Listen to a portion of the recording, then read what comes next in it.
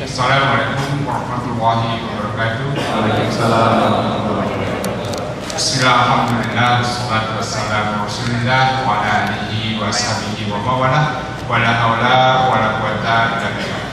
Bapak Ibu jamaah Masjid Jeddah Sutra yang dimuliakan Allah, adalah satu kebanggaan dan kebahagiaan yang tak terhingga dari kami DKM bisa menghadirkan Ustaz Firanda yang bulan lalu saya sempat tanya jawab ke sana. Ada satu pertanyaan saya belum dijawab sama Pak Ustaz waktu itu di Nabawi, jadi saya datang, saya penasaran, mudah-mudahan bisa dijawab sama beliau. Ya, saya sangat menikmati ya ketika alhamdulillah persis 1 bulan lalu, rambut saya juga masih pendek, saya menikmati 3 malam di sana bagaimana Ustaz Firanda menyajikan kajian-kajian dan menjawab pertanyaan-pertanyaan secara apa ya, lugas tetapi juga proporsional. Ya, mudah-mudahan hal ini menjadi semangat untuk kita semua dalam mempersiapkan Ramadan yang akan 12 hari lagi, dan kita insya Allah dari DKM Masjid Jeddah Sutra akan berkomitmen untuk melayani Bapak dan Ibu sekalian dalam meningkatkan ilmu keislaman kita dan dalam mempersiapkan Ramadan kita. Mudah-mudahan kita disampaikan waktunya kepada Ramadan 1437 Hijriah ke depan, dan kita bisa sama-sama melakukan ibadah secara Allah. Dan tidak banyak lebar, terima kasih Pak Ustaz atas waktunya. Susah sekali mendapatkan waktu beliau. Ya, mudah-mudahan ini menjadi awal nanti bisa rutin. Demikian dari saya, terima kasih. Assalamualaikum warahmatullahi wabarakatuh. Waalaikumsalam. Bismillahirrahmanirrahim. Assalamualaikum warahmatullahi wabarakatuh. Alhamdulillahi ala ihsanih wa syukru lahu ala taufiqihi wa amtinanih wa asyhadu an la ilaha illallah wahdahu la syarika lahu ta'ziman li sya'nih wa asyhadu anna Muhammadan abduhu wa rasuluhu da'ila ridwanih. Allahumma salli alaihi wa ala alihi wa ashabihi wa ikhwanih. Para hadirin hadirat yang dirahmati oleh Allah Subhanahu wa taala, puji dan syukur tidak bosan-bosan senantiasa wajib untuk kita panjatkan kepada Rabb kita, pencipta kita yang memberikan kita berbagai macam karunia. Di antaranya Allah masih memberikan kita kesempatan untuk bertasbih kepadanya, untuk menyambung penghambaan kita, peribadatan kita kepadanya. Dan alhamdulillah pada malam hari ini kita bisa melaksanakan salat maghrib berjamaah. Semoga diterima oleh Allah Subhanahu wa taala.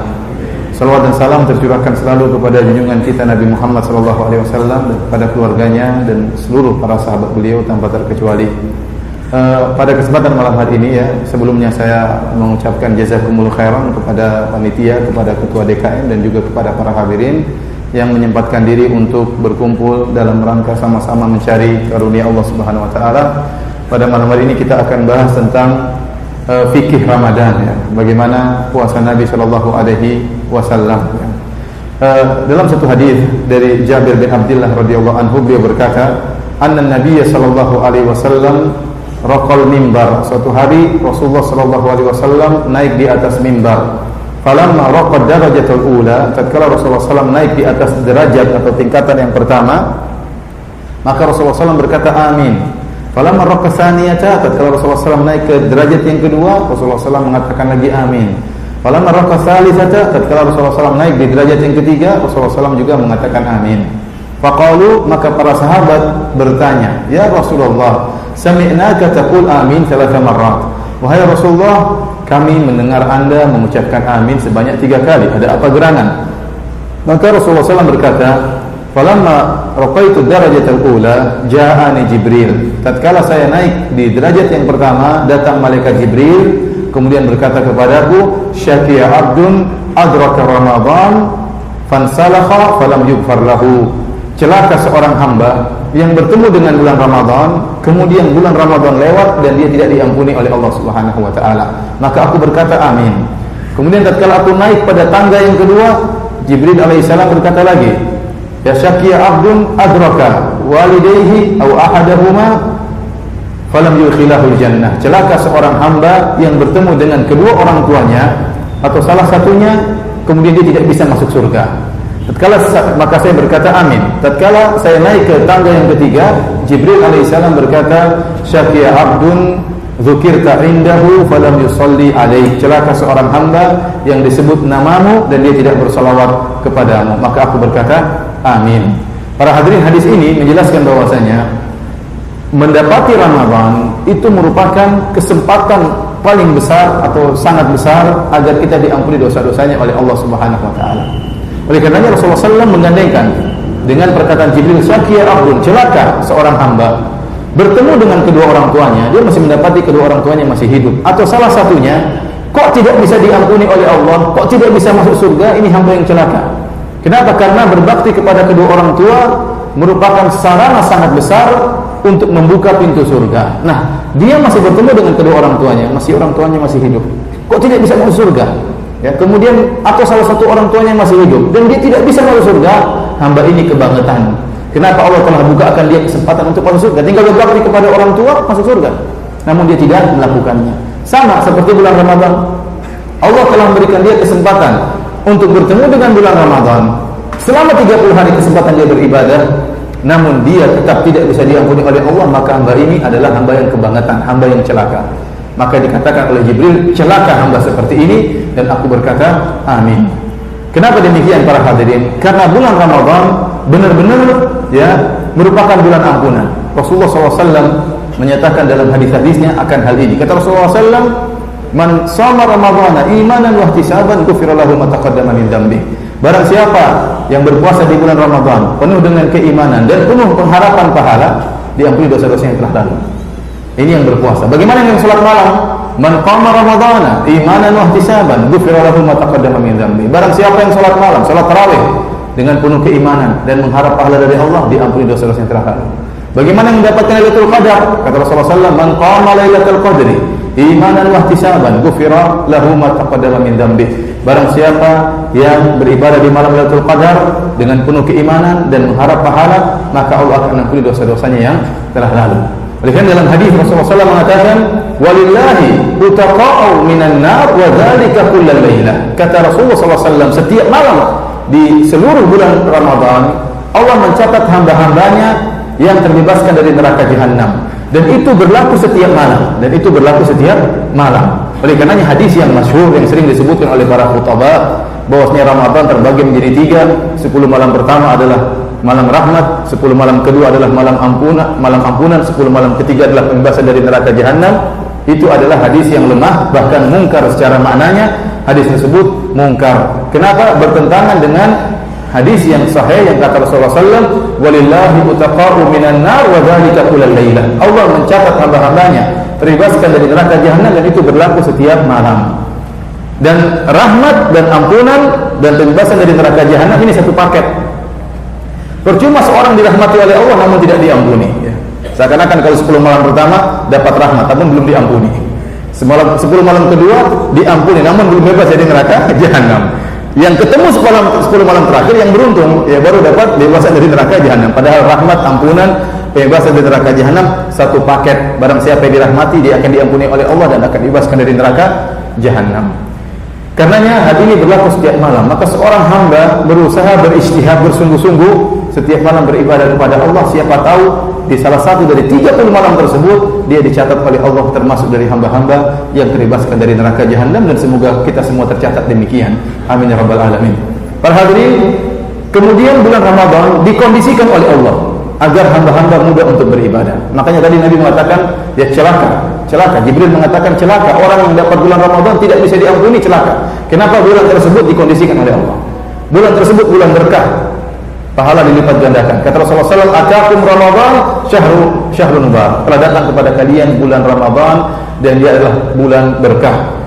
Ya, idza jaa Ramadan, dalam hadis yang lain kata Rasulullah SAW, jika telah datang bulan Ramadan, futihat abwaabul jannah, pintu-pintu surga dibuka. Ini tanda rahmat Allah turun, berkah Allah turun. Tidak ada satu pintu pun yang tertutup. Wa ghulqat abwaabun nar, dan pintu-pintu neraka ditutup oleh Allah Subhanahu wa taala. Tidak ada satu pintu pun yang terbuka. Wa sufidatis syayatin, dan setan-setan dibelenggu. Allah mengkondisikan sehingga setan-setan tidak leluasa menggoda manusia tatkala di bulan Ramadan. Bahkan kata Nabi SAW dalam hadis yang lain, wa yunadi munadin, ada yang menyeru, ya baghiyal khairi aqbil, wahai orang yang mencari kebaikan, semangatlah. Makanya di bulan Ramadan kita mendapati seakan-akan suasana hati seakan-akan ada yang menyeru kita untuk semangat. Wa ya baghiyal syarri aqsir, wahai pencari keburukan, berhentilah. Allah mengirim seruan seperti itu kepada hamba-hambanya, ya. Karenanya bulan tersebut telah dikondisikan oleh Allah Subhanahu wa taala, maka kita harus berusaha beribadah di bulan tersebut. Jangan kita samakan bulan Ramadan dengan bulan-bulan yang lainnya. Nabi tidak menyamakan bulan Ramadan dengan bulan-bulan yang lainnya. Kata Ibnu Abbas radhiyallahu taala anhuma dalam Sahih Al-Bukhari, kata beliau, "Kana Nabi sallallahu alaihi wasallam ajwadan nas." Rasulullah sallallahu alaihi wasallam adalah orang yang paling dermawan. Wa kana ajwadu ma yakun fi Ramadan. Rasulullah SAW adalah orang yang paling dermawan, dan beliau lebih dermawan lagi dan sangat dermawan tatkala di bulan Ramadan. Oleh karenanya Rasulullah SAW tidak menyamakan bulan Ramadan dengan yang lainnya.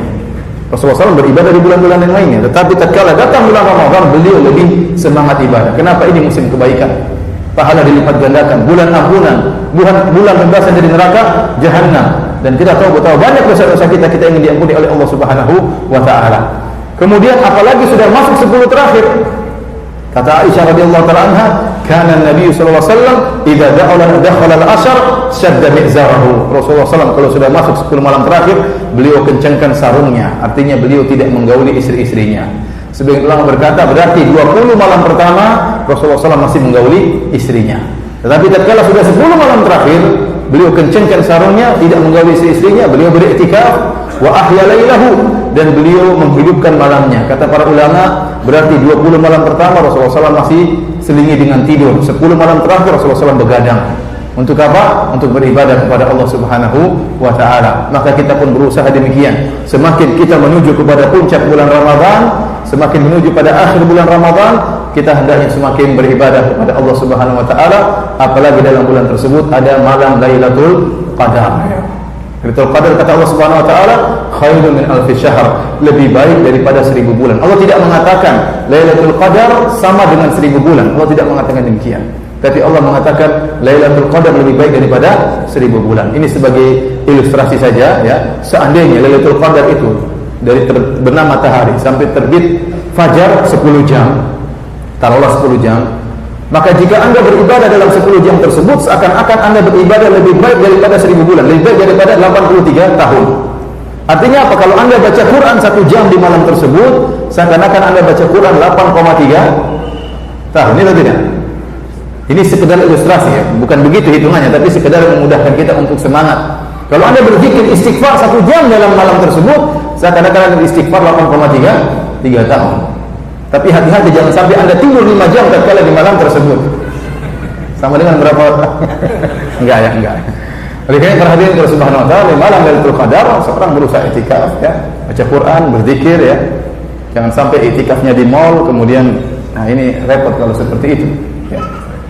Kita berusaha memanfaatkan waktu tersebut dengan semangat, dan ingat, hamba yang mempersiapkan diri untuk menyambut bulan tersebut tidak sama dengan hamba yang tidak mempersiapkan diri. Para salaf dahulu mereka mempersiapkan diri mereka untuk bertemu dengan bulan Ramadan. Baik para hadirin hadirat, kita akan membahas tentang fikih Ramadan. Fikih Ramadan biasa dimulai dengan penentuan 1 Syawal dan selalu menjadi polemik ya. Atau 1 Ramadan, 1 Syawal selalu terjadi polemik ya.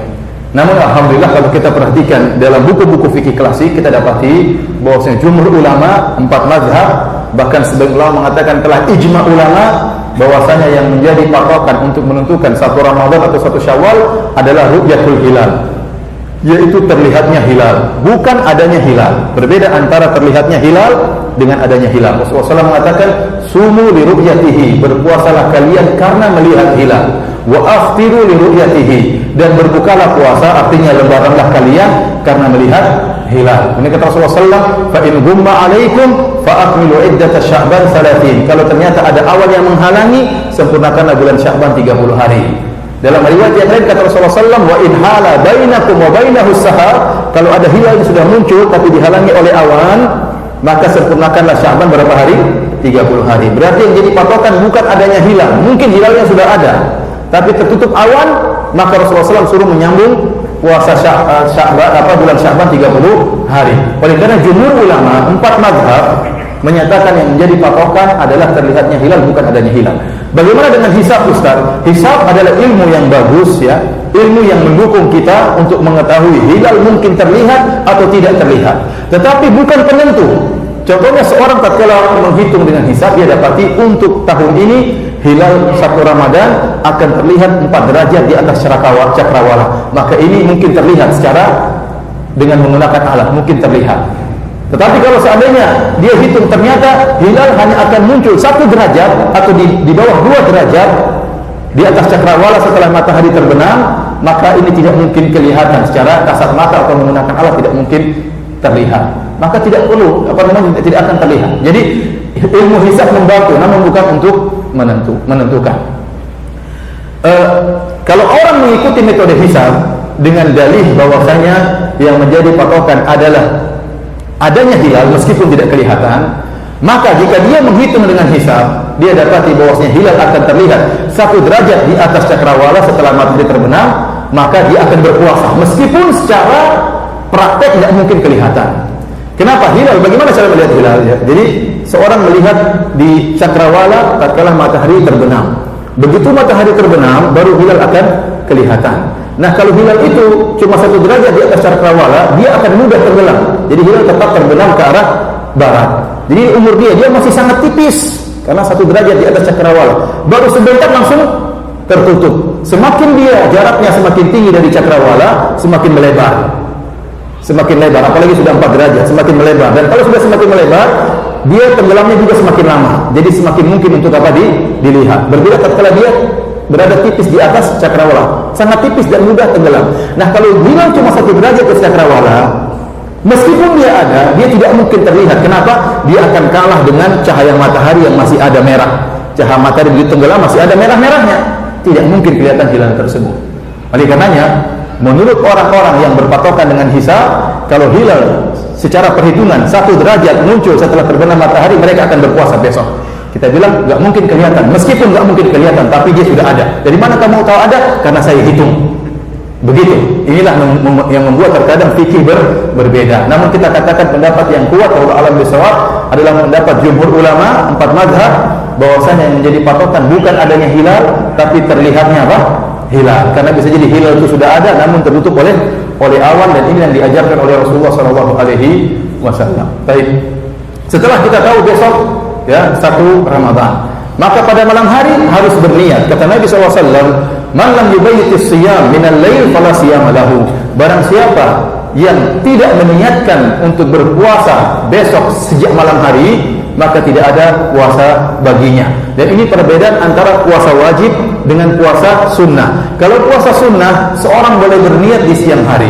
Contohnya, seorang hari Senin bangun, kemudian dia cari makanan tidak ada, dia pergi ke kantor, tahu-tahu sudah jam 12 makan siang. Saya mau puasa aja deh. Boleh atau tidak? Boleh. Dengan syarat sejak pagi dia belum makan dan belum minum.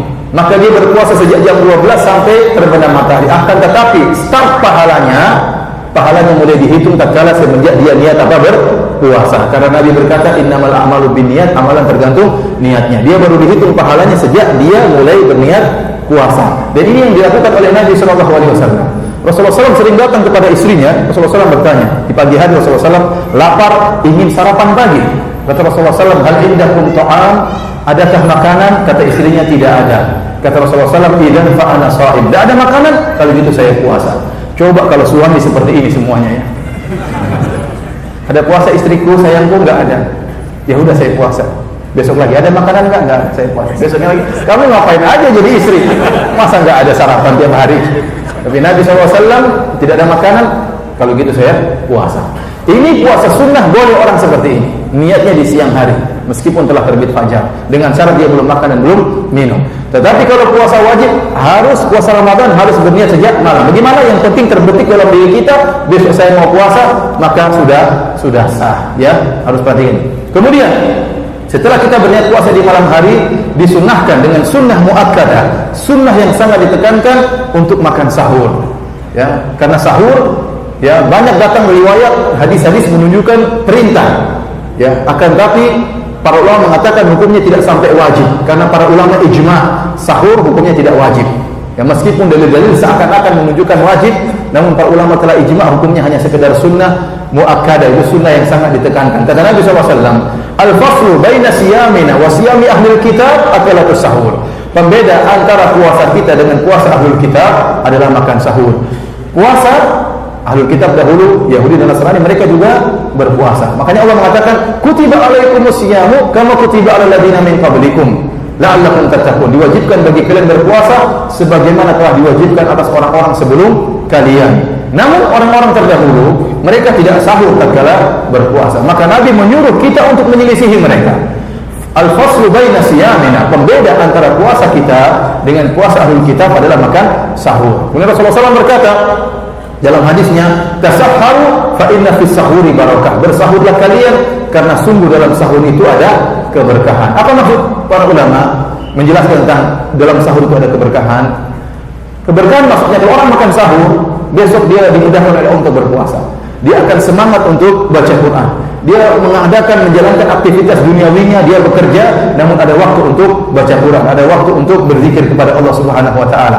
Karena dia telah makan rezeki yang berkah. Oleh karena para ulama mengatakan tatkala kita makan nasi, ya, kita berusaha habiskan makanan tersebut, jangan sampai ada yang tersisa, karena kita tidak tahu di mana ada keberkahan yang Allah turunkan. Nah, kalau kita dapati pas ikan yang ada berkahnya atau nasi yang ada berkahnya, maka insya Allah Allah akan berikan kita kesehatan dan Allah akan mudahkan kita semangat untuk beribadah. Kenapa? Makanan yang kita makan ada berkahnya. Nah, makan sahur seluruhnya berkah. Makan sahur seluruhnya apa? Berkah. Ya, orang kalau makan sahur, ya, maka dia akan diberi kemudahan oleh Allah untuk semangat beribadah. Ya, meskipun dia tersibukkan dengan aktivitas duniawi, dia tetap bisa berpuasa dengan baik dan dia sempat baca Quran dan dia malamnya insya Allah bisa sholat malam. Namun yang perlu saya ingatkan, namanya sahur dalam bahasa Arab artinya waktu menjelang subuh, itu namanya sahur. Dan Allah memuji orang-orang yang beristighfar di waktu sahur. Wa bil ashari hum yastaghfirun. Di waktu sahur mereka beristighfar kepada Allah Subhanahu wa taala. Dan Nabi SAW makan sahur menjelang azan. Disebut dalam riwayat antara sahur Nabi dengan azan subuh qadra sittina ayat, seperti membaca 60 ayat.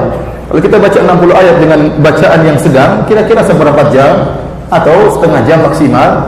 Itulah jarak antara sahur Nabi dengan azan subuh, ya. Itu namanya makan sahur. Nah, kalau ada orang makan sahur jam 1 malam, habis nonton bola udah ngantuk, saya ingin makan sahur jam 1, ini namanya bukan sahur, ini namanya bahaya laten, bahaya lapar tengah malam. Dan ini tidak dianggap sahur dalam syariat. Ini bukan sahur, paham ya? Ya, kita makan-makan tapi bukan sahur. Kalau sahur itu 1 jam sebelum subuh itu namanya sahur, atau 1,5 jam, itulah sahur yang berkah. Adapun makan jam 1 malam itu bukan sahur. Anda makan ada energi tapi bukan namanya sahur, karena sahur itu dalam bahasa Arab artinya waktu menjelang apa? Subuh. Baik para hadirin dan hadirat yang dirahmati Allah Subhanahu wa taala. Kita lanjutkan. Sampai kapan kita boleh makan sahur? Puasa pertama kali diwajibkan kepada para sahabat di awal kedatangan Nabi di kota Madinah, ya. Maka aturannya tidak seperti sekarang. Dahulu aturannya, barang siapa yang di malam hari sudah waktu berbuka, tiba sholat maghrib dia makan, maka dia boleh makan sampai sebelum tidur. Kalau dia sudah tidur, kemudian bangun lagi, sudah tidak boleh makan lagi, sudah tidak boleh berhubungan lagi dengan istrinya. Ini aturan puasa dahulu seperti itu, berat. Jadi kita boleh makan, yang penting sebelum tidur. Kalau sudah tidur jam 9 malam, sudah. Bangun jam 12 kelaparan, sudah nggak boleh lagi apa?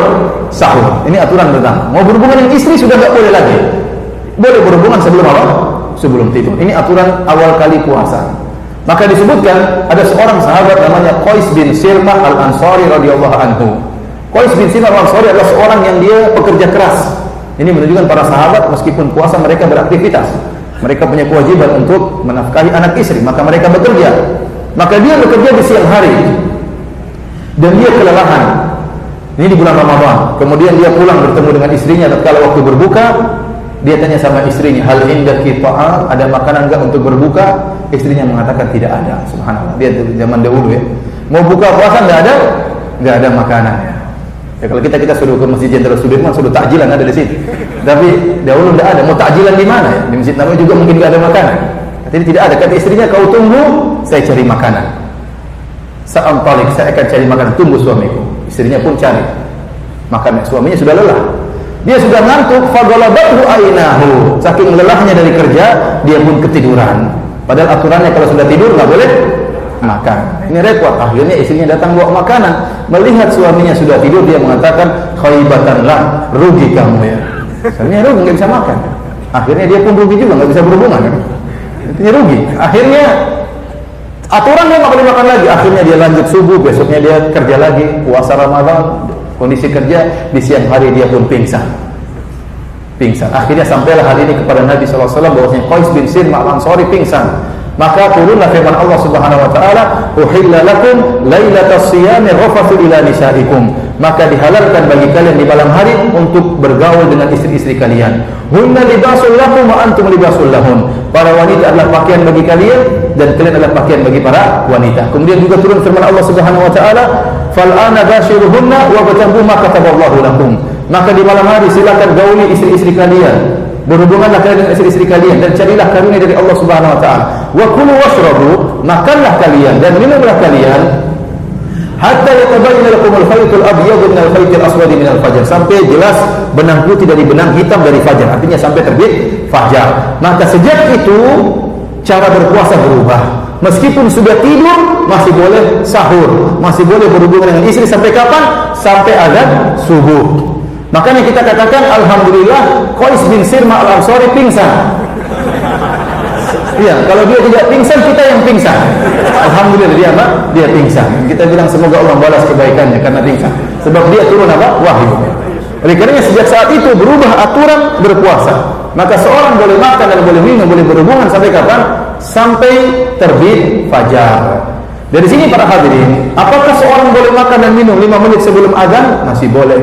1 menit sebelum azan boleh, tetapi kalau sudah azan harus berhenti. Allah beri batasan akhir. Kalau sudah azan harus apa? Berhenti. Kalau sudah azan masih makan dan minum, masih santai, tidak sah puasanya. Tidak sah puasanya. Kenapa Allah sudah kasih batasan hatta sampai terbit apa? Fajar, kata Allah Subhanahu wa taala.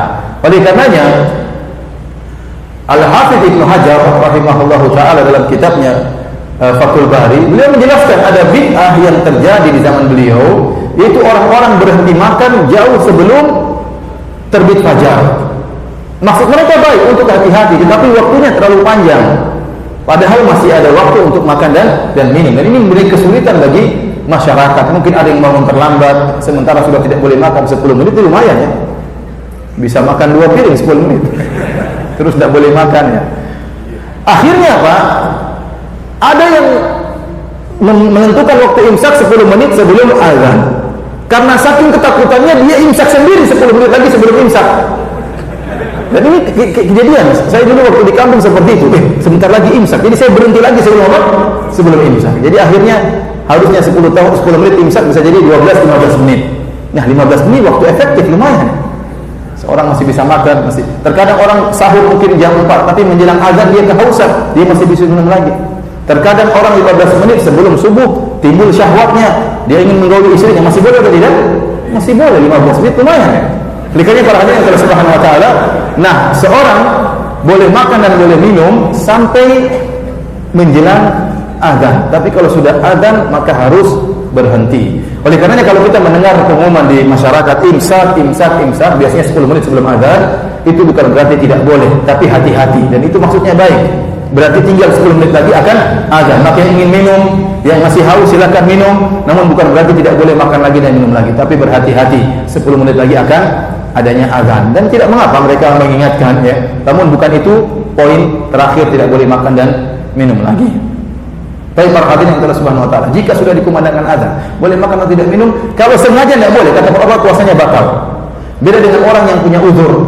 Misalnya dia bangun terlambat, kemudian dia segera makan, tahu-tahu dikumandangkan azan, maka kata para ulama dia dapat rukhsah, namun sekedar minum air. Kata Rasulullah SAW, "Idza sami'a ahadukum nida wal ina'u fi yadihi falyaqdi fala yadhahu hatta yaqdi hajatahu." Atau kama qala Nabi SAW. Kata Rasulullah SAW, jika salah seorang dari kalian telah mendengar azan subuh, sementara gelas masih ada di tangannya, maka jangan diletakkan sampai dia menunaikan apa? Hajatnya. Ini bagi orang yang dapat apa? Uzur, terlambat bangun, tidak tahu bahwasanya sudah waktunya azan.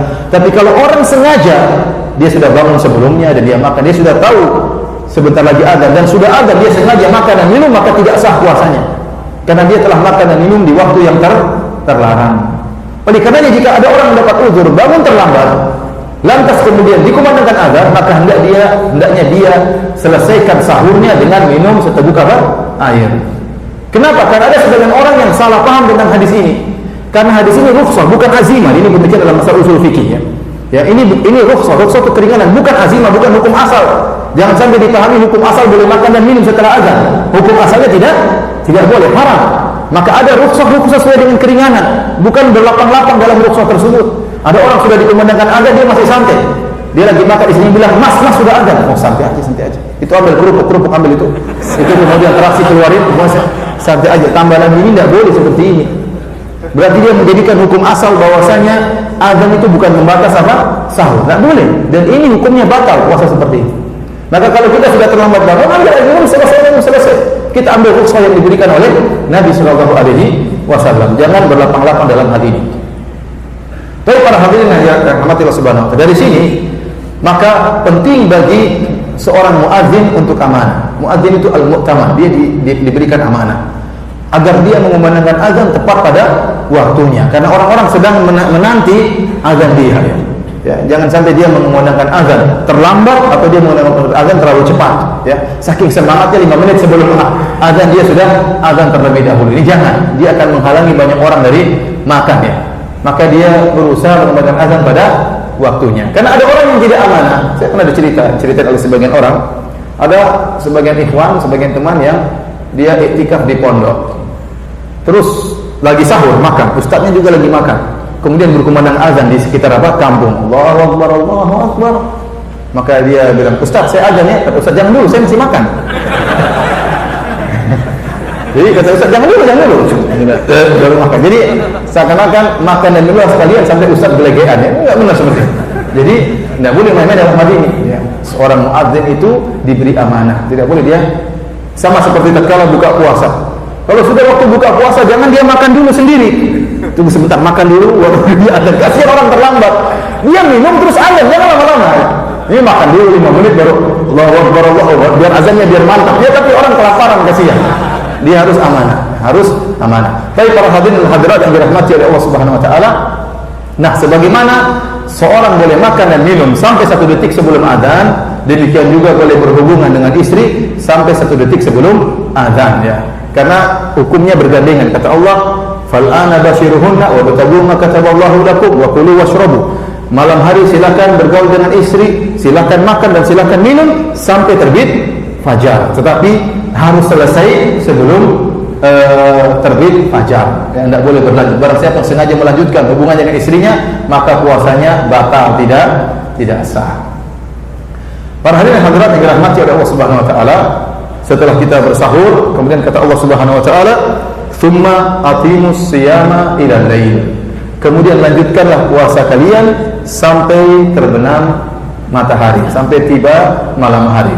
Nah, di siang hari ada pembatal puasa utama yang disepakati oleh para ulama. 3 perkara tersebut yaitu makan dan minum dan berhubungan. 3 perkara inilah yang dibolehkan di malam hari. Ketika tadi kata Allah, "Fal ana basyiruhunna," di malam hari silakan berhubungan, silakan makan, silakan minum sampai terbit fajar. Berarti setelah terbit fajar enggak boleh makan, enggak boleh minum, enggak boleh berhubungan. Barang siapa yang sengaja makan dan minum dengan sengaja tanpa ada uzur, dia terjerumus dalam dosa besar. Sengaja berbuka tanpa ada uzur, dia terjerumus dalam dosa besar. Apalagi kalau dia sengaja berjima dengan istrinya di siang hari bulan Ramadan, selain dia terjerumus dalam dosa besar, dia juga telah melanggar kehormatan bulan Ramadan, maka dia harus bayar kafarah.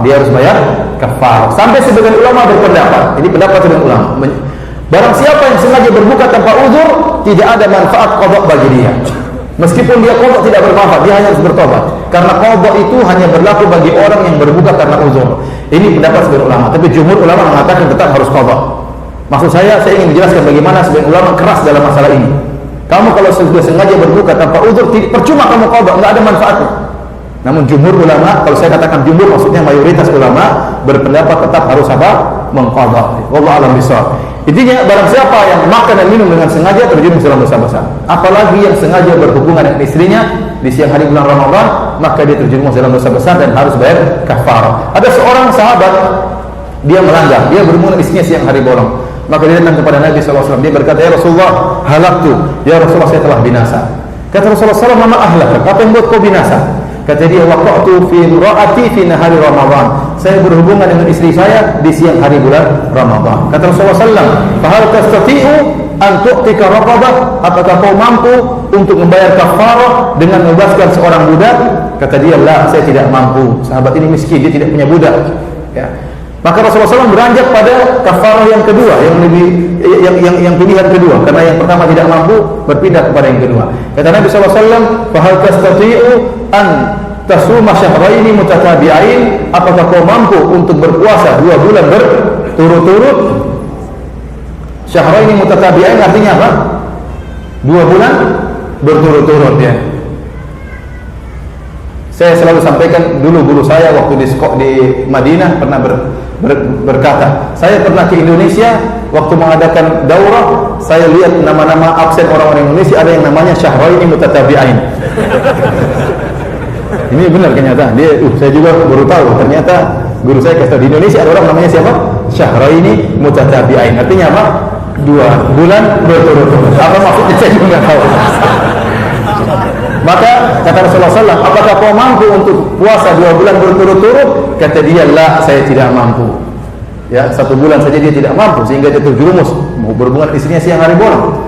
Maka ketika tidak mampu, Rasulullah SAW berpindah pada pilihan ketiga. Fahal tastati'u an tut'ima sittina miskina? Apakah kau mampu untuk beri makan kepada 60 fakir miskin? Kata dia, "Saya tidak mampu." Tidak ada pilihan keempat, Rasulullah SAW pun terdiam. Tiba-tiba datang seorang sahabat bawa miktal, sekeranjang korma, diberikan kepada Nabi, maka Nabi bersedekah kepada orang tadi. Kata Rasulullah SAW, "Mana orang tadi?" "Nih, ambil korma, beri makan kepada fakir miskin, 60 fakir miskin." Maka sahabat ini pun senang, dia mengambil korma tersebut dan disuruh beri makan kepada fakir miskin. Dia bertanya lagi kepada Nabi, "A'ala akhbara minna ya Rasulullah?" Wahai Rasulullah, apakah saya kasih makan kepada orang yang lebih miskin dari kami? Ya Rasulullah, di kota Madinah ini saya yang paling miskin ya Rasulullah. Kata Rasulullah SAW, dan Rasulullah SAW tertawa. Kata Rasulullah SAW, "Fa'atim ahla." Ya, Rasulullah SAW tertawa betul sampai terlihat geraham beliau. Ya, kata Rasulullah SAW, "Kasih makan keluargamu." Kenapa Rasulullah SAW tertawa? Karena orang ini datang ketakutan, pulang gembira. Ya. Tapi antum jangan coba-coba ya. Ya, bahaya kalau antum melakukan dosa besar, kemudian antum harus membebaskan budak. Kalau tidak punya budak, antum masih mampu harus puasa 2 bulan berturut-turut. Maksudnya apa 2 bulan berturut-turut? Kalau ada gagal di tengah jalan tanpa uzur, harus ulang lagi dari awal. Ini beratnya puasa 2 bulan berturut-turut. Dan intinya dosa besar. Tapi para hadirin yang hadir Subhanahu wa taala, pembatal-pembatal ini jika dilakukan dengan sengaja maka berdosa, namun jika dilakukan tidak sengaja maka tidak mengapa. Itu anugerah dari Allah Subhanahu wa taala. Kata Nabi SAW, "Man shama fanasiya fa akala aw shariba falyutimma shaumahu fa inna ma at'amahu Allah wa saqahu." Atau kama qala Nabi SAW. Kata Rasulullah SAW, barang siapa yang berpuasa kemudian dia lupa, kemudian dia makan dan minum, maka hendaknya dia lanjutkan puasanya, karena sungguhnya Allah telah beri rizki makanan dan minum kepada dia. Dalam riwayat yang lain, fa innahu rizqun saqahu Allahu lahu.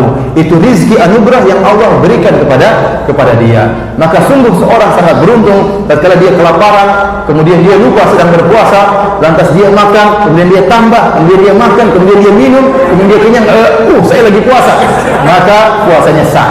Itu rezeki dari Allah. Namun ingat, lupa tidak bisa dibuat-buat ya. Antum mau berusaha sengaja lupa, susah. Oleh karenanya, lupa itu terkadang bermanfaat. Banyak lupa seperti ini bermanfaat. Allah buat kita lupa pada perkara-perkara yang menyedihkan kita. Banyak masa lalu kita yang kelam, ribut dengan si fulan, Allah buat kita lupa sehingga kita bisa hidup dengan tenteram. Kalau kita ingat terus, susah kita tidurnya ya. Nanti jangan sampai lupa hutang, hati-hati. Ini musibah kalau lupa hutang. Makanya kalau punya hutang dicatat ya, jangan dilupakan karena masalahnya berat nanti di akhirat kelak. Tapi para hadirin yang Allah Subhanahu wa taala, jadi kalau makan dan minum karena lupa, lanjutkan puasa karena itu adalah rezeki dari Allah Subhanahu wa taala. Nah, bagaimana kalau seorang lupa kemudian berhubungan dengan istrinya? Apakah puasanya sah atau tidak? Jawabannya sah. Kalau benar-benar dia lupa dia sedang berpuasa. Namun secara kenyataan ini kondisi yang sulit terjadi. Ya, suami dan istri lupa kemudian berhubungan. Ya. Kalau suaminya lupa, istrinya mungkin ingat. Kalau istrinya lupa, suaminya mungkin ingat. Ya. Suaminya lupa, istrinya insya Allah ingat, kecuali kalau pura-pura lupa. Ya. Tetapi ini kondisi sulit terjadi. Seandainya terjadi, kata para ulama, seandainya benar-benar terjadi, suami istri lupa, mereka sedang berpuasa, lalu berhubungan, maka puasanya tetap apa? Sah, karena mereka melakukan tanpa sengaja. Baik para hadirin yang Allah Subhanahu wa taala, masih ada waktu. Kita segerakan ya, karena habis ini tanya jawab ya. Kata Nabi sallallahu alaihi wasallam, habis ini masih ceramah lagi atau selesai? Lalu tanya jawab langsung. Kata Nabi sallallahu alaihi wasallam, segera berbuka sampai terbenam matahari, dan tatkala terbenam matahari maka segera berbuka. Dan namanya malam, summa atimu siyama ilal lail, sempurnakanlah puasa sampai malam. Namanya malam adalah terbenamnya matahari. Maksudnya apa? Maksudnya bulatan lingkaran matahari sudah tidak terlihat di cakrawala, maka itu waktunya berbuka. Meskipun mungkin masih kelihatan kuning-kuning, ya, itu sisa cahaya matahari. Tapi kalau matahari sudah tenggelam, maka waktu berbuka. Waktu Rasulullah bersama para sahabat, kemudian tiba waktu berbuka, matahari sudah tenggelam. Maka Rasulullah SAW berkata kepada Bilal, "Ya Bilal, inzil fajdah lana." Wahai Bilal, turunlah engkau dan buatlah makanan untuk kita berbuka. Sebagian sahabat mengatakan, "Ya Rasulullah, lau amsaita." Ya Rasulullah, kalau kau tunda lagi, lebih sore lagi Rasulullah. Dalam riwayat, "Ya Rasulullah, inna alaika naharan." Ya Rasulullah, masih terang.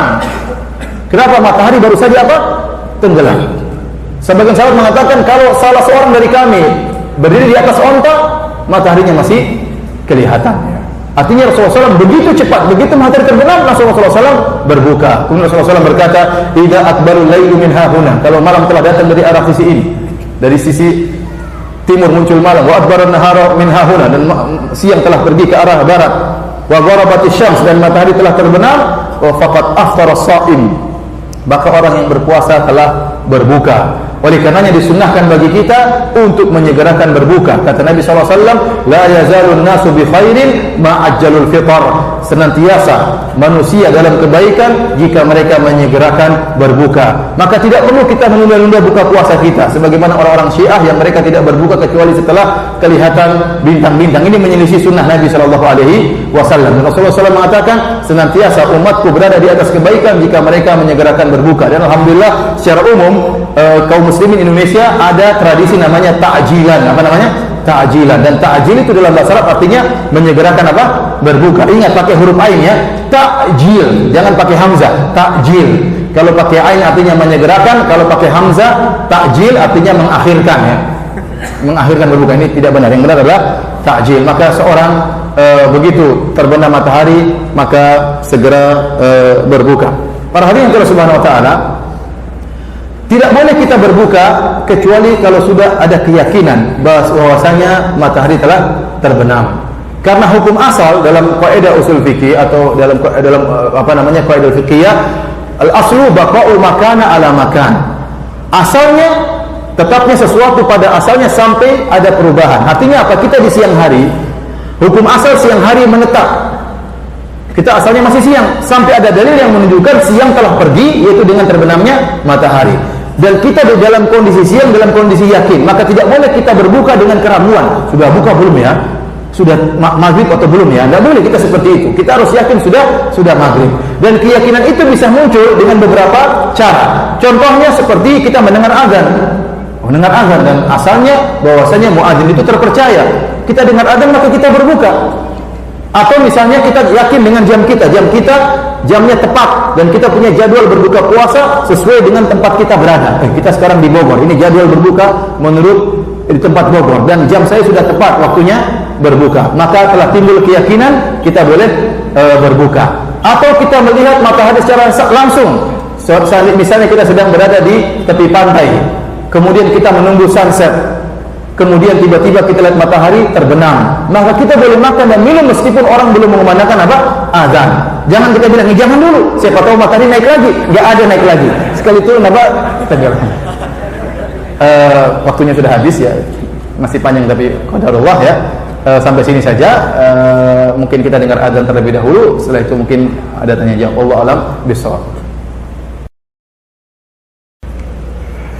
Para hadirin dan hadirat yang dirahmati Allah Subhanahu wa taala, tadi saya sudah minta izin kepada panitia untuk melanjutkan sedikit apa yang ingin saya sampaikan sebelum kita membuka tanya jawab ya. Jadi tatkala berbuka puasa, kita tidak boleh berbuka kecuali dengan keyakinan, yaitu kita yakin matahari sudah terbenam. Ini yang pertama. Yang kedua, kita berbuka puasa sesuai di mana tempat kita berada. sesuai di mana tempat kita berada. Sebagai contoh, seorang bersahur di Jakarta, di Cengkareng misalnya, di bandara. Kemudian dia melanjutkan perjalanan menuju Arab Saudi, dan kita tahu tatkala kita menuju Arab Saudi maka bertambah waktu puasa kita sekitar 4 jam. Maka tidak boleh kita berbuka sesuai dengan waktu di mana tempat kita berada. Ya, karena ada sebagian jemaah saya pernah ketemu, dia berpuasa tatkala di atas pesawat dia mengatakan saya ingin berbuka. Kenapa? Karena saya pakai Indonesia ya. Tapi ibu sekarang sudah tidak di Indonesia, sedang di atas Jazirah Arab. Dia bilang enggak, terlalu lama. Saya harus pakai apa? Jadwal Indonesia. Maka dia pun berbuka. Kita katakan tidak boleh seperti itu. Anda berbuka sesuai dengan di mana tempat posisi Anda berada, karena Allah menyuruh kita melihat matahari tenggelam atau tidak. Nah, kalau Anda tidak kuat karena terlalu panjang, silakan berbuka. Kenapa? Karena Anda musafir. Silakan berbuka, tapi harus diqadha di hari yang lain. Kalau Anda berbuka sebelum waktunya, maka puasa tersebut tidak sah. Oleh karenanya, saya tanya sama antum, kalau ada seorang di lantai 100 dengan di basement, mana yang lebih dahuluan berbuka? Apakah di lantai 100 atau di basement atau sama saja? Mana yang lebih dahulu? Coba yang bilang di basement angkat tangan. Kenapa mataharinya tidak kelihatan di basement? Yang bilang lantai 100 yang bilang berbuka, angkat tangan. Yang bilang sama, angkat tangan. Wah, banyak yang ngawur. Yang benar ya, semakin kita di atas semakin lambat berbuka. Kenapa? Karena bumi ini bulat, karena matahari tinggal. Kalau kita di atas semakin kelihatan ya. Kapan dia tenggelam semakin sulit dia apa? Tenggelam. Oleh karena yang orang semakin di atas semakin lama berbuka. Saya sendiri pernah naik pesawat, tatkala sudah akan mendarat di Jakarta, maka pilotnya berkata, para penumpang sekalian, sekarang saatnya berbuka menurut waktu Jakarta dan sekitarnya. Maka orang segera makan. Saya buka jendela, ternyata matahari masih kelihatan. Rupanya pilot itu membicarakan waktu di darat, bukan di atas pesawat. Jadi berbeda antara waktu di atas dengan waktu di bawah. Makanya kalau Anda ingin cepat berbuka, turun dari lantai 100 ke bawah ya. Jadi seorang berbuka di tempat di mana dia berada. Kemudian seorang berbuka ya, dianjurkan tatkala dia berpuasa ya, dia hendaknya menjaga dirinya dari hal-hal yang bisa membatalkan pahala puasanya. Jadi ada pembatal puasa, ada pembatal pahala puasa. Ini sangat penting. Jangan sampai puasa kita berkurang pahalanya atau batal pahalanya. Rasulullah SAW mengatakan, "Rubba sha'imin laisa lahu min siyamihi illa al-jud' wal 'atash." Betapa banyak orang yang berpuasa tidak dia dapatkan kecuali hanya sekedar lapar dan dahaga. Dalam hadis yang lain Sahih Al-Bukhari kata Rasulullah SAW, "Man lam yada' qaula zur wal jahla wal amala bihi falaysa lillahi hajatun fi ayyada ta'amahu wa syarabahu." Barang siapa yang berpuasa namun dia tidak meninggalkan kedustaan, dia tidak meninggalkan persaksian palsu, dia tidak meninggalkan kemaksiatan, Allah tidak butuh dengan puasanya, Allah tidak butuh dengan laparnya dan hausnya. Allah tidak butuh. Kenapa? Pahala puasanya batal. Puasanya tidak batal, tapi pahalanya apa? Batal. Makanya para ulama mengatakan, barang siapa tatkala berpuasa kemudian dia bergibah ria, dia ngerumpi, maka puasanya, pahala puasanya batal. Pahala puasanya apa? Batal. Ini sama seperti tatkala Nabi SAW berkata, "Man atakahinan aw arrafan fasa'alahu an syai'in lam tuqbal salatu 40 yauman." Barang siapa yang datang kepada dukun atau para tidak normal kemudian bertanya tentang sesuatu, maka tidak akan diterima salatnya selama 40 hari. Maka meskipun dia wajib salat, 40 hari tidak diterima. Sama seperti seorang berpuasa, dia wajib berpuasa, namun dia bergibah ria, maka pahala puasanya apa? Batal. Meskipun puasanya sah. Oleh karena kita berusaha menjauhkan puasa kita dari hal-hal kemaksiatan. Kenapa? Tujuan berpuasa kata Allah, la'allakum tattaqun, agar kalian bertakwa. Jadi puasa itu sarana agar kita bertakwa. Tatkala puasa kita berisi dengan kemaksiatan, maka ini akan mengurangi pahala puasa. Oleh karena Rasulullah SAW menyuruh kita untuk menghormati kondisi kita berpuasa. Kata Nabi SAW, wa idza kana yaumu siyami ahadikum, dan jika salah seorang dari kalian sedang berpuasa, fala yarfas wala yaskhab, kata Rasulullah SAW, maka jangan yarfus, maka jangan dia berkata-kata yang jorok dan jangan dia teriak-teriak. Rasulullah SAW menyuruh seorang ketika berpuasa beradab, jangan kata-kata kotor, jangan berteriak-teriak. Bahkan Nabi SAW mengatakan, wa in sabbahu ahadun aw qatalahu falyaqul inni sha'im. Kalau ada orang mencaci maki dia, ada orang mengajak dia berantem, maka jangan dia layani, dia katakan saya sedang berpuasa. Kalau ada orang mencaci maki kita, secara syariat ada orang mencaci maki kita boleh balas, namun tidak boleh berlebihan. Dan kita tidak berdosa. Kalau ada orang menzalimi kita boleh balas kezalimannya dengan seukuran kezalimin dia, dan kita tidak berdosa. Kata Allah dalam Al-Qur'an, Wa in aqabtum fa'aqibu bimithli ma uqibtum bih. Kalau kalian membalas maka balas sesuai dengan apa yang kalian terima. Wala in sabartum, kalau kalian bersabar maka itu lebih baik. Oleh karenanya kalau kita sedang berpuasa, tahu ada orang maki kita, anjing kamu, secara hukum syariat kita boleh balas kamu juga anjing. Namun tidak boleh berlebihan. Kita bilang kamu anjing rabies, ini berdosa kalau begitu. Tidak boleh. Dia mengatakan kamu monyet, kita boleh jawab kamu juga monyet. Tidak boleh kita bilang kamu monyet jelek, saya monyet ganteng. Tidak boleh. Ini berarti berlebihan dan ini berarti kita berbuat zalim. Meskipun kita boleh balas kamu juga anjing, ternyata waktu kita berpuasa kata Rasulullah jangan balas, tidak boleh. Kenapa? Kita sedang berpuasa, kita dalam kondisi beribadah. Seorang sejak berniat berpuasa, dari sejak subuh sampai terbenam matahari, pahala mengalir terus. Pahala mengalir terus, maka dia jaga kondisi dia sedang berpuasa. Jangan dia terpancing dengan emosi orang, apalagi antum sudah masuk dalam Facebook kemudian ngomel-ngomel di situ, ngapain? Tinggalkan. Maka saya katakan tatkala Anda di bulan Ramadan, banyakkan waktu untuk baca Quran. Kurang itu WhatsApp, kalau bisa silent semua, left semua grup-grup ya. Facebook kurangi. Benar-benar waktu habis untuk Facebook. Anda sudah buka Facebook 1 jam 2 jam tidak sadar. Kemudian untuk punya teman banyak, kemudian banyak kabar yang masuk, kabar tentang politik yang terkadang isinya kebohongan, terkadang benar, kita tidak tahu mana yang bohong, mana yang benar. Ya, kabar tentang artis-artis, kita lihat aurat wanita, kabar tentang macam-macam, isinya gibah, berita gibah di situ, dan asik kita. Para sahabat, para Nabi SAW melarang kita untuk bergibah tatkala di bulan Ramadan, di antaranya mengikuti berita-berita gibah harus kita jauhi. Ya. Jangan sampai waktu kita habis lihat Facebook tidak sadar kita lihat berita, dan sudah ada berita kesehatan, berita otomotif, berita ini banyak yang tidak kita perlukan. Memang mungkin penting, namun tidak semuanya sangat penting. Apakah lebih penting daripada kita baca Al-Quran? Baca Al-Quran. WhatsApp juga demikian. Boleh kita WhatsApp orang-orang yang penting aja. Urusan kerja oke, untuk silaturahmi oke, WhatsApp dengan istri oke, tapi grup-grup silent dulu. Ada orang grupnya sampai 20, subhanallah. Tungtang mana? Apalagi kalau sudah grup poligami, udah itu nggak selesai itu komentarnya. Habis waktu ya ikhwan, habis waktu dan tidak ada hasilnya. Habis waktu dan tidak ada apa? Hasilnya. Hanya sakit hati ya.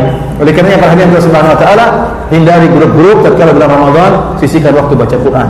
Anda hanya dapat kebahagiaan jika baca Al-Quran. Maka malu kita WhatsApp terakhir dilihat 2 menit yang lalu.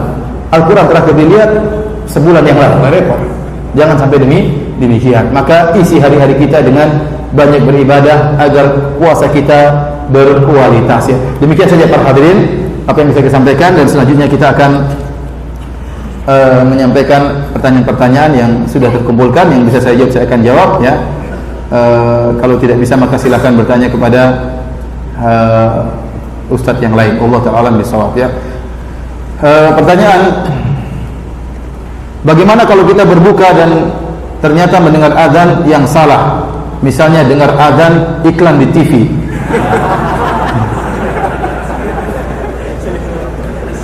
Yang biasanya ditayangkan menjelang maghrib, apakah puasanya sah? Kalau ternyata dia benar-benar tidak tahu ternyata azan tersebut sebelum waktunya, maka kata para ulama dia beruzur, dia tidak tahu sama sekali. Tapi kalau dia ragu ini sudah benar atau tidak, maka tidak boleh dia nekat. Dia harus memastikan, ya. Karena dia ternyata misalnya di sebelah barat dari Jakarta. Nah, azan itu adalah Jakarta dan apa? Sekitarnya. Yang di sebelah barat lebih tertunda lagi apa?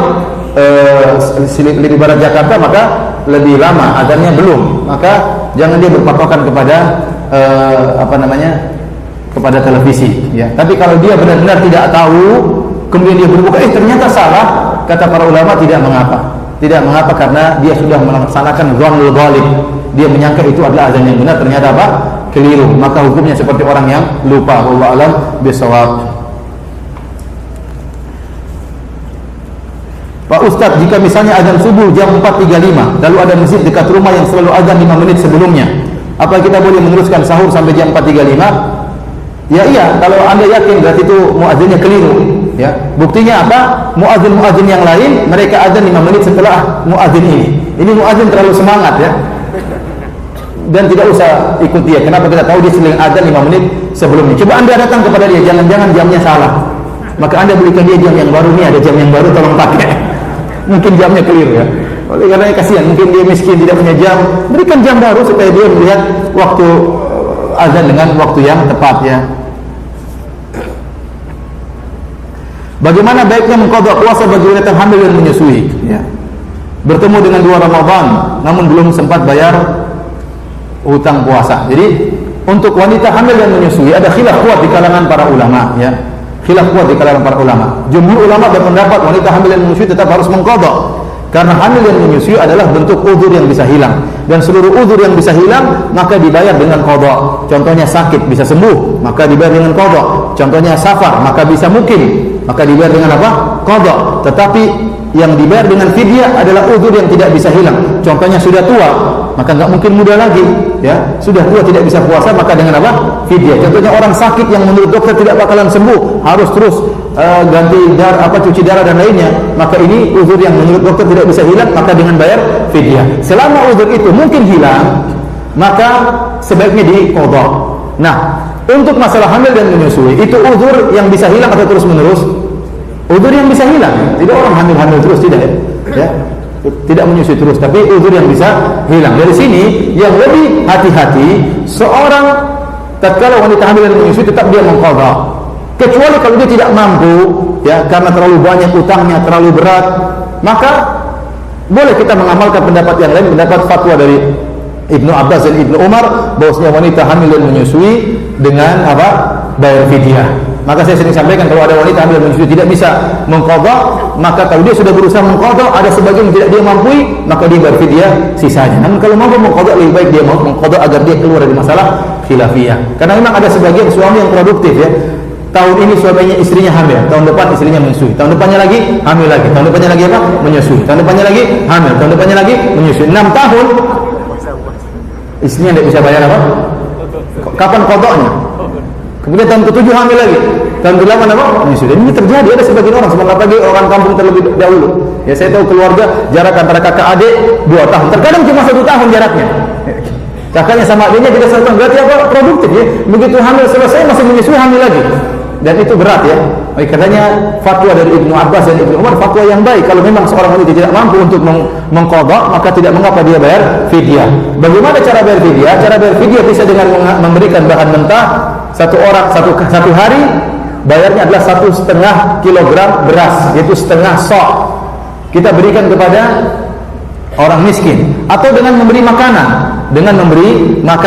Jadi kita siapkan, misalnya punya utang 30 hari, kita siapkan beli nasi bungkus 30 bungkus dengan makanan yang cukup mengenyangkan, kita kasih air minum, makanannya wajar mengenyangkan, kemudian kita cari orang miskin, kita bagi-bagi 30 kepada 30 orang, makan siang atau makan malam, bukan plus makan malam, ya, makan siang atau makan malam, maka sudah sah. Jadi 1 hari dibayar dengan 1 kali makanan kepada 1 orang miskin, sudah sah cara demikian.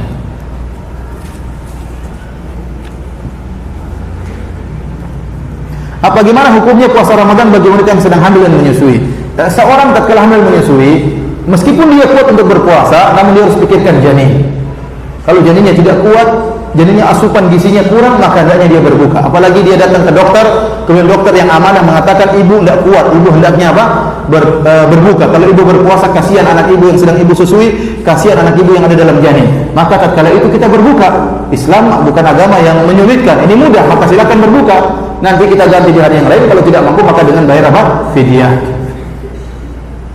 Masalah itikaf, apakah harus menetap pada 10 hari di masjid saja? Bagaimana itikafnya orang bekerja, malam itikaf di masjid, siangnya bekerja? Itikaf ada khilaf di kalangan para ulama, berapa kadar minimal orang dikatakan itikaf? Secara umum ada 3 pendapat. Pendapat pertama harus 10 hari full. Kalau tidak 10 hari tidak dikatakan itikaf. Kenapa? Karena Nabi tidak pernah itikaf kurang dari 10 hari. Ini pendapat pertama. Pendapat kedua mengatakan iktikaf berapa waktu pun kita di masjid, meskipun hanya 5 menit niat iktikaf, maka kita iktikaf.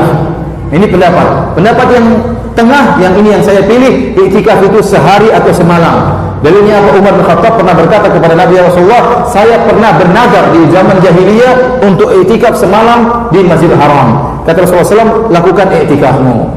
Adapun hanya duduk 5 menit dianggap iktikaf, ini tidak pernah dilakukan oleh para sahabat. Para sahabat sering duduk-duduk di masjid, namun mereka tidak pernah menganggap duduk mereka menunggu antara satu salat dengan salat yang lain. Mereka tidak pernah menamakan dengan istilah apa?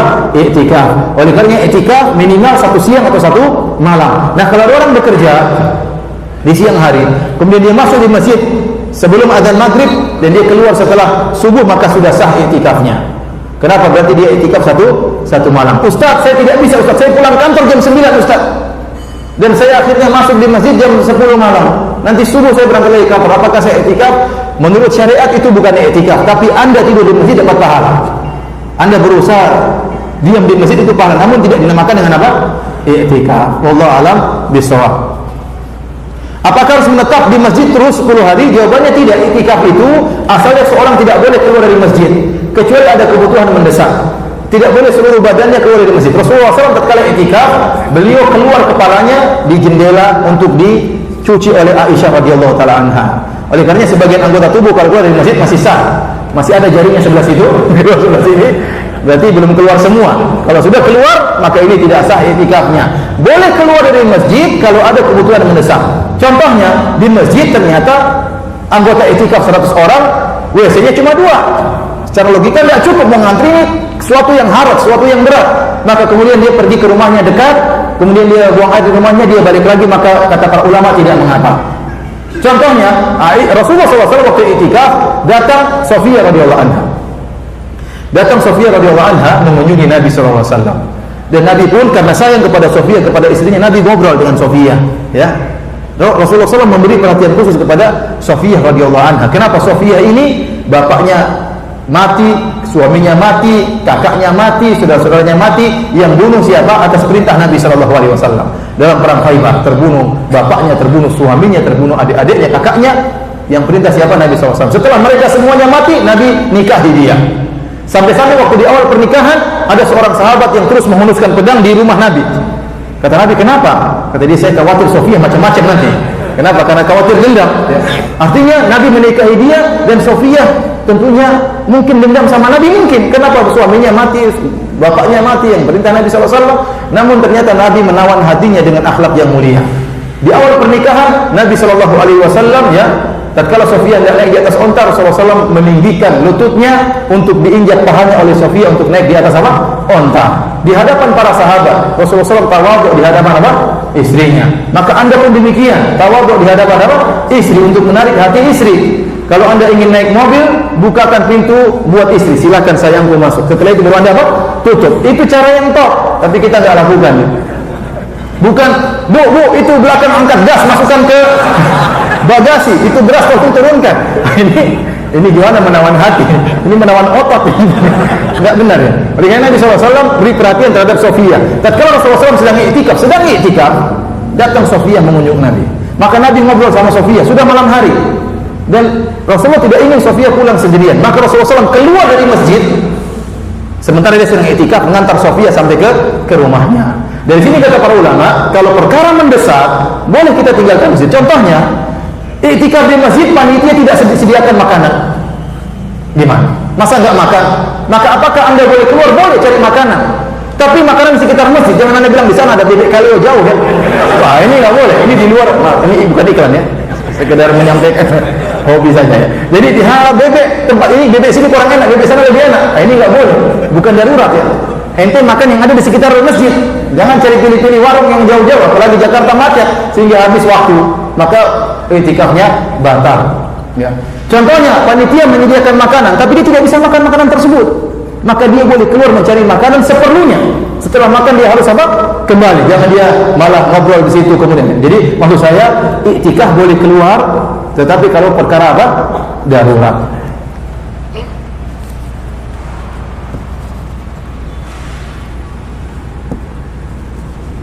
Ya Ustaz, sesungguhnya Ramadan tahun ini bersamaan waktunya dengan kejuaraan sepak bola apa ini? Eropa ya, Piala Eropa 2016. Tolong nasihati kami agar istiqomah.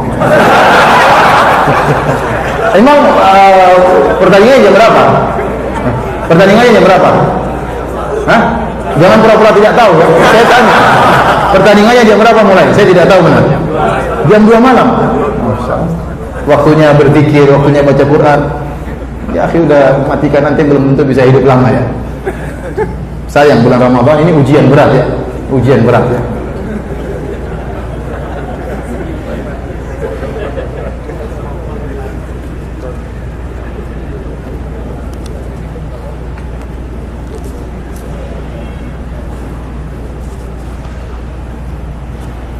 Bagaimana hukumnya jika dalam 10 malam akhir Ramadan seorang mengauli istri di satu malam? kemudian besok malam i'tikaf lagi, ya. Barang siapa yang i'tikaf kemudian menggauli istrinya, maka batal i'tikafnya, ya. Wala tubashiruhunna wa antum aqifuna fil masajid. Janganlah kalian menggauli istri kalian sementara kalian i'tikaf di masjid. Ustaz, apakah di malam 10 malam terakhir wajib bagi kita menjauhi istri-istri kita? Tidak boleh kita gauli? Tidak wajib. Antum i'tikaf tidak wajib i'tikaf. I'tikaf hukumnya apa? Sunnah. Seandainya malam tersebut antum menggauli istri, ya tidak mengapa, tidak berdosa. Tapi maksudnya kalau sudah gauli istri, sibukkan dengan kegiatan ibadah yang lain. Ya, siapa tahu pas antum sedang menggauli istri malam Lailatul Qadar. Menggauli istri Lailatul Qadar, Ustaz biar anaknya berkah. Bisa saja. Intinya antum kita tidak tahu kapan Lailatul Qadar. Kalau berhubungan dengan istri, bukan berarti kemudian tidur pula sampai subuh. Sisakan waktu. Ada waktu menggauli istri. Ada umum kalau ngantuk sekali jangan dipaksa tidur, tapi segera bangun. Gunakan sarana-sarana yang buat antum bisa bertahan. Minum kopi atau yang lainnya, ya. Karena malam-malam ganjil terutama di 10 malam terakhir kemungkinan malam itu qadar. Kesempatan, bayangkan tadi 10 jam kita habiskan seperti 83 tahun. Kapan kita dapat kesempatan seperti ini? Tapi kalau menggauli istri tidak ada larangan.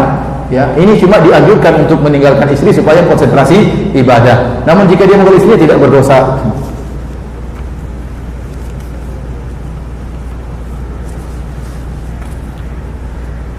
Jika berpuasa di negara lain yang waktunya sangat lama, 18 sampai 20 jam, bolehkah mengikuti puasa di waktu Mekah?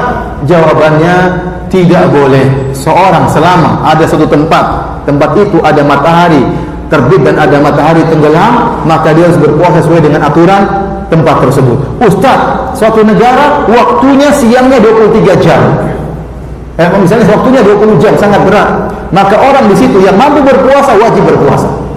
Misalnya masih muda, dia mampu, maka wajib dia berpuasa. Ya, kalau tidak mampu, maka jangan paksa. Puasa bukan untuk membunuh seseorang. Kalau tidak mampu, cuma bisa mampu berpuasa selama 12 jam, lebih daripada tidak kuat, dia akan pingsan, akan sakit, maka dia tidak perlu berpuasa. Dia mencari waktu lain di bulan lain yang mungkin siangnya pendek untuk dia qadha. Maka dia termasuk orang yang mendapat apa? Uzur. Ustaz, itu 20 jam sepanjang tahun, tidak ada bulan yang apa? Pendek. Kita tidak katakan kau harus bersafar ke Indonesia, puasa Indonesia, tidak. Ini perkara yang berat. Maka jika memang dia tidak mampu selama sepanjang tahun, tatkala mungkin umur 20 tahun dia masih mampu puasa 20 jam. Tatkala umur 35 sudah tidak mampu. Maka sejak dia tidak mampu, maka dia berfidyah. Karena ini uzur yang tidak bisa hilang. Paham? Jadi kaidah kita, ada uzur yang tidak bisa hilang, maka bayarnya dengan apa? Fidyah. Tapi kalau uzur itu bisa hilang, maka kita mengqadha di hari yang lain. Contohnya tadi kata para ulama, kalau ternyata di bulan tersebut siangnya panjang, tidak usah berpuasa, tapi dia mengqadha di bulan yang lain yang siangnya pendek. Kecuali kalau sepanjang tahun siangnya panjang terus, ya sudah, dia tidak mampu, maka dia bayar apa? Fidyah. Wallahu a'lam bishawab. Pada salat subuh bila imam baca kunut, bagaimana atau apa yang kita lakukan? Maka masalah kunut subuh adalah masalah khilafiyah, ya. Al-Imam Syafi'i berpendapat dan mazhab Syafi'i, Imam Nawawi rahimahullah, mereka berpendapat bahwasanya kunut subuh hukumnya sunnah karena mereka menganggap hadis yang berkaitan dengan Nabi senantiasa kunut subuh hadisnya adalah sahih sebagaimana dijelaskan oleh Al-Imam Nawawi. Namun ulama yang lain mengatakan hadisnya lemah. Dari sini kita tahu ini masalah khilafiyah, dan khilafiyah ini adalah khilafiyah klasik sejak zaman dahulu. Dalam buku-buku fikih klasik ini sudah khilaf, bukan khilaf-khilafan yang muncul belakangan. Kalau khilaf-khilafan muncul belakangan tidak perlu kita pedulikan. Kalau kita ingin cek khilaf itu sudah aja itu adalah khilaf yang kita harus hargai atau tidak, harus waris atau tidak, maka kita cek apakah khilaf tersebut sudah ada dalam buku-buku fikih klasik. Kalau ternyata sudah ada dalam buku-buku fikih klasik, maka kita harus toleransi.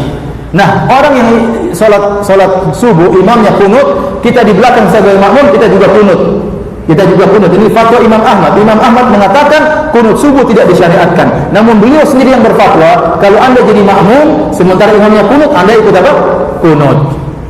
Ibnu Taimiyah rahimahullah dalam Majmu' Fatawa berpendapat bahwasanya kunut subuh tidak disyariatkan karena hadisnya lemah. Ada perawi namanya Abu Ja'far Ar-Razi dan dia perawi yang lemah, maka tidak disyariatkan kunut subuh. Namun Imam Ibnu Taimiyah sendiri mengatakan kalau Anda sebagai makmum Anda ikut imam untuk kunut. Kenapa ini masalah ijtihadiyah dan Anda sebagai makmum? Kalau Anda tidak mau kunut, Anda jadi imam.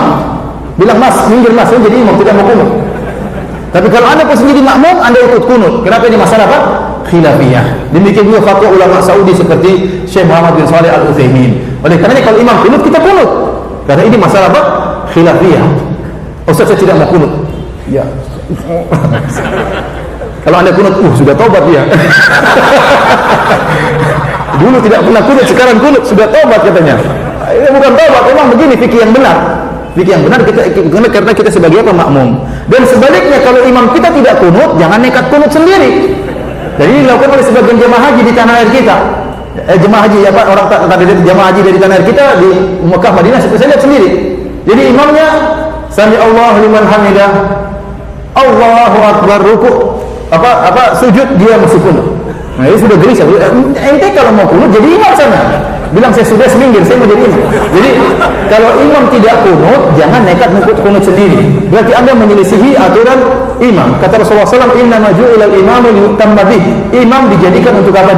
Diikuti. Dan kunut subuh tidak sampai pada derajat wajib. Maksimal hukumnya apa? Sunnah. Maka kalau imam tidak melakukan sunnah tersebut, Anda tidak wajib untuk kunut sendiri. Ya. Anda sebagai makmum maka hargai masalah khilafiyah. Bagi Anda yang berkeyakinan sunat subuh adalah sunnah, jika imamnya tidak kunut, Anda jangan kunut sendiri. Sebaliknya, bagi Anda yang berkeyakinan bahwasanya kunut subuh tidak sunnah, maka jika ada imam yang kunut subuh, Anda ikut kunut bersama dia. Kenapa posisi Anda sebagai makmum?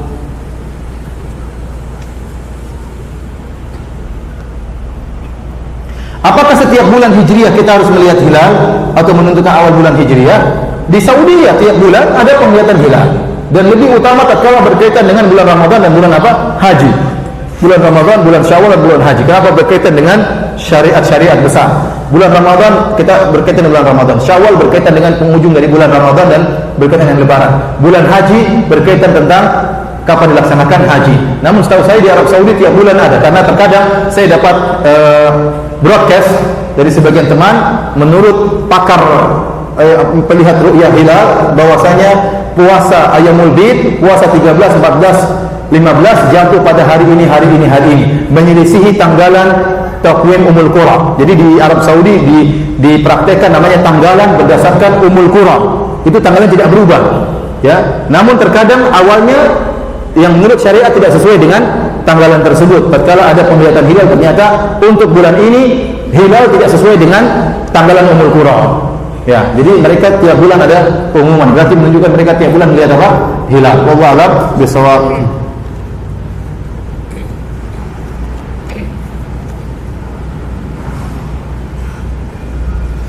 Pahala melakukan sholat sunnah sebelum subuh.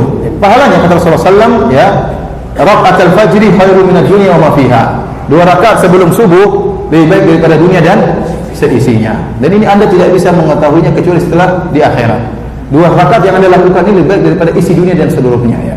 Dan kita tahu bahwasanya kenikmatan dunia tidak bisa dibandingkan dengan kenikmatan akhirat. Pahala yang Anda dapatkan gara-gara 2 rakaat sebelum subuh ini lebih baik daripada isi dunia dan seisinya. Oleh karenanya semangat kita untuk sholat 2 rakaat sebelum subuh.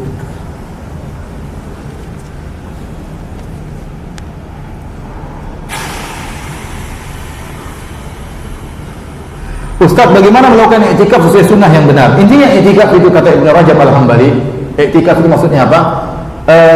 Qat'ul ala'iq 'anil khala'iq wal ittisalu bil khaliq. I'tikaf adalah memutuskan segala hubungan dengan makhluk dan menyambung hubungan dengan Allah. Itu hakikat dari i'tikaf. Karenanya waktu Nabi beriktikaf, Nabi menggunakan semacam rumah-rumahan, semacam kemah-kemah. Rasulullah SAW masuk di situ supaya konsentrasi beribadah kepada Allah Subhanahu wa taala. Sekali-sekali beliau keluar menyampaikan sesuatu kepada para sahabat. Setelah itu beliau masuk lagi dalam semacam kemah-kemahan tersebut. Supaya apa? Konsentrasi untuk beribadah kepada Allah. Maka disunahkan orang yang i'tikaf sibuk dengan Quran, baca tafsir, dengarkan pengajian, intinya yang berkaitan dengan ibadah. Tapi kalau dia kemudian i'tikaf, dia bawa teman gerombolan, dia bawa ngobrol-ngobrol, bawa kopi, bawa teh, ini warung kopi pindah ke masjid tangannya.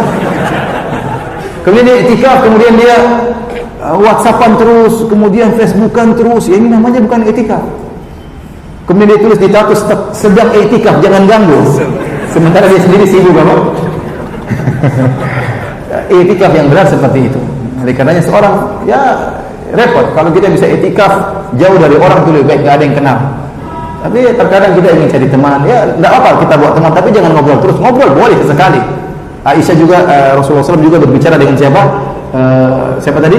Sofia radhiyallahu anha. Tapi bukan waktu kita sebanyak-banyaknya habis untuk ngobrol, karena hakikat i'tikaf adalah kita menyambung hubungan kita dengan Allah dan meninggalkan hubungan dengan manusia. Ustaz, selain amal jariyah, apakah benar ada dosa jariyah? Ya, dalam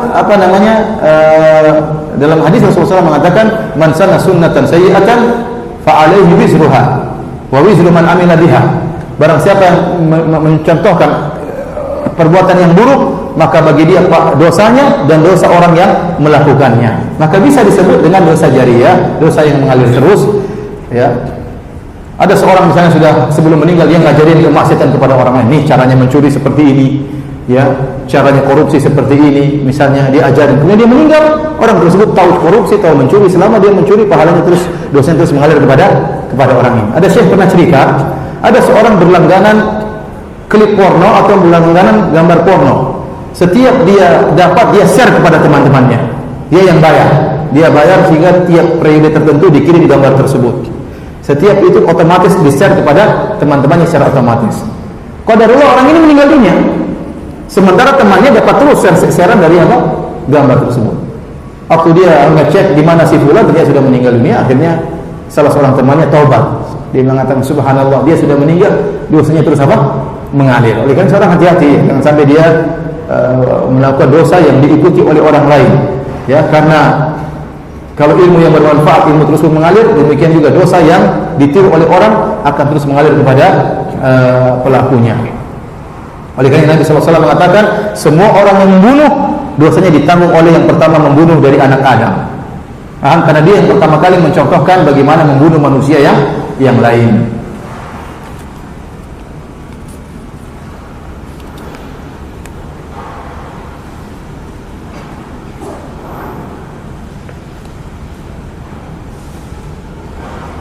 Dalam bulan Ramadan menggauli istri dihentikan oleh suara azan.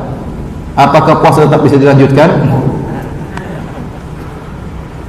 Saya katakan kalau dia tidak tahu tiba-tiba azan, maka dia harus berhenti. Tapi kalau dia sudah tahu mau azan masih terus berlanjut, ini tidak boleh. Tapi kalau dia tidak sadar, tidak tahu azan cepat sekali, berhenti azan sudah berhenti, maka mudah-mudahan sah. Ya, karena dia tidak tahu. Tapi kalau dia ternyata sudah tahu bakalan azan dan dia masih terus melanjutkan, maka ini kita khawatir puasanya tidak sah. Kenapa? Dia telah melanggar. Ada yang perlu saya ingatkan para hadirin. Jadi ini masalah tabu, tapi harus saya sampaikan agar kita tahu masalah fikih ya. Jadi seorang laki ya, tatkala bulan Ramadan dia boleh mencumui istrinya, dia boleh mencium istrinya. Kata Aisyah radhiyallahu taala anha, "Kana Nabi sallallahu alaihi wasallam yuqabbiluni wa yubashiruni wa huwa shaimun wa kana amlakakum li irabih." Kata Aisyah radhiyallahu anha, Nabi sallallahu alaihi wasallam menciumku dan mencumbuku ya, padahal dia sedang berpuasa. Namun dia adalah orang yang paling bisa menahan syahwatnya. Oleh karena seorang kalau dia tahu syahwatnya menggebu-gebu, dia tidak bisa menahan syahwatnya, maka jangan dia dekati istrinya. Jangan dia merayu-rayu istrinya, khawatir dia kebablasan sehingga terjerumus dalam dosa. Tapi kalau dia tahu dia bisa menahan istrinya, tidak mengapa. Dia cium istrinya, dia cumbu istrinya, enggak jadi masalah. Tidak berdosa karena Nabi pun melakukannya. Tetapi karena kemesraan perlu dituntut meskipun dalam puasa. Bukan berarti kalau kita puasa kita cuek sama istri kita, tidak. Boleh kita cium keningnya, ya boleh kita cium pipinya, enggak jadi masalah selama kita bisa menahan apa? Syahwat kita. Seandainya syahwat seorang lelaki bergelora di bulan siang bulan Ramadan, kemudian dia mencumbu istrinya, dia mulai merayu istrinya, akhirnya terjadi ejakulasi ya, namun tidak terjadi jima, maka puasanya batal namun tidak bayar kafarah. Saya ulangi, namun tidak bayar kafarah. Kapan bayar kafarah?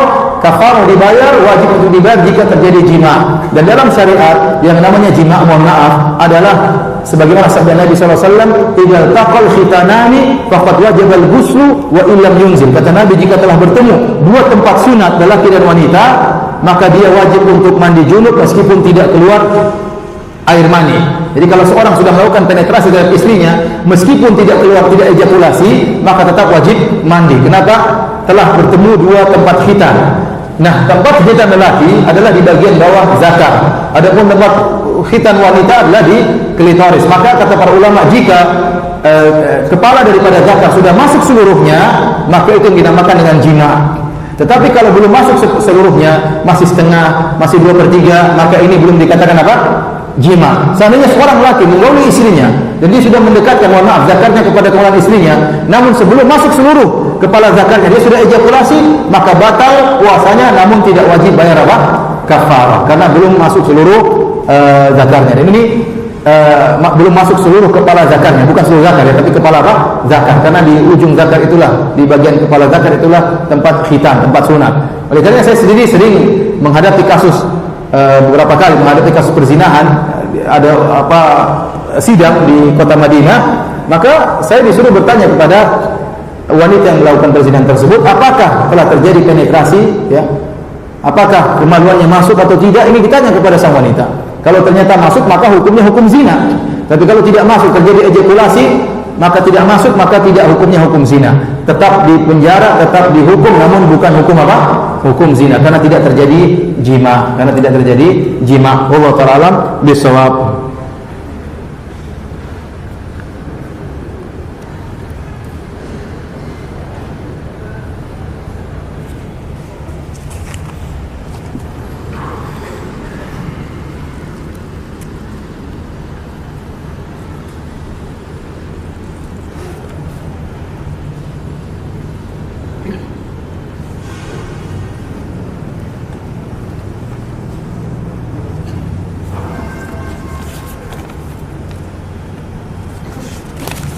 Ada pertanyaan tentang dalil sholat tarawih. Ya.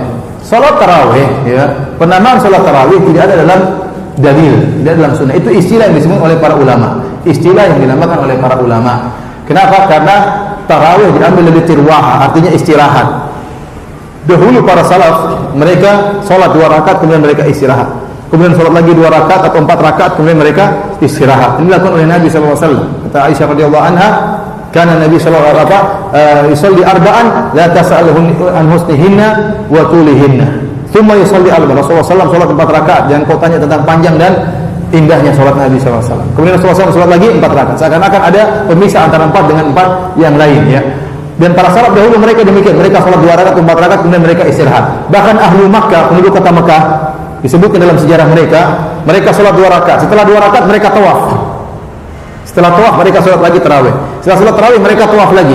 Nah, penduduk Madinah ingin ingin bersaing dengan penduduk kota Mekah, sehingga mereka memperbanyak sholat tarawih mereka. Sampai di zaman Imam Malik sholat tarawih sampai 40 rakaat, sampai 40 rakaat. Oleh karenanya pendapat yang benar yang dipilih oleh jumhur ulama 4 mazhab bahwasanya sholat tarawih tidak ada batasan rakaat tertentu. Meskipun para ulama sepakat yang terbaik adalah 11 rakaat, namun dikerjakan dengan panjang dengan tumakninah, ya. Dan kalau sholat lebih daripada itu tidak jadi masalah. Misalnya untuk beri keringanan kepada makmum, ya, dengan cepat, ya, namun sampai 20 rakaat sampai 40 rakaat maka ini tidak mengapa. Ini pendapat jumhur ulama berdasarkan dalil-dalil yang sahih. Namun saya tidak ingin jelaskan karena terlalu panjang. Intinya ini adalah pendapat para salaf. Oleh karena diriwayatkan dari Imam Ahmad, beliau kalau dalam kondisi sehat beliau sholat 300 rakaat. Kalau dalam kondisi sakit beliau sholat 100 rakaat. Kalau kita sehat berapa rakaat? Kalau kita sakit, wallahu alam berapa rakaat. Jadi salat tarawih adalah istilah yang dilakukan oleh para ulama. Adapun salat berjamaahnya maka sudah dikerjakan oleh Nabi sejak di zaman Nabi. Rasulullah SAW pernah salat tarawih 3 malam dengan para sahabat. Pada waktu malam keempat para sahabat keluar lagi ingin salat tarawih bersama Nabi, maka Nabi tidak keluar. Kata Nabi, saya khawatir diwajibkan. Saya khawatir diwajibkan. Oleh karenanya setelah di zaman Umar, para sahabat tidak perlu khawatir diwajibkan lagi karena Nabi sudah meninggal dan syariat sudah selesai, maka mereka melanggengkan salat tarawih tiap malam. Namun asal sunnahnya pernah dilakukan oleh Nabi sallallahu alaihi wasallam. Demikian saja para hadirin hadirat kajian kita pada kesempatan malam hari ini. Semoga Allah memudahkan kita untuk bertemu dengan bulan Ramadan dan semoga kita bisa mengisi bulan tersebut dengan banyak ibadah kepada Allah Subhanahu wa taala. Sekali lagi saya mengucapkan terima kasih jazakumullah khairan kepada panitia dan juga kepada DKM dan ketua DKM. Semoga Allah membalas kebaikan mereka di dunia dan di akhirat. Wabillahi taufiq wal hidayah. Assalamualaikum warahmatullahi wabarakatuh.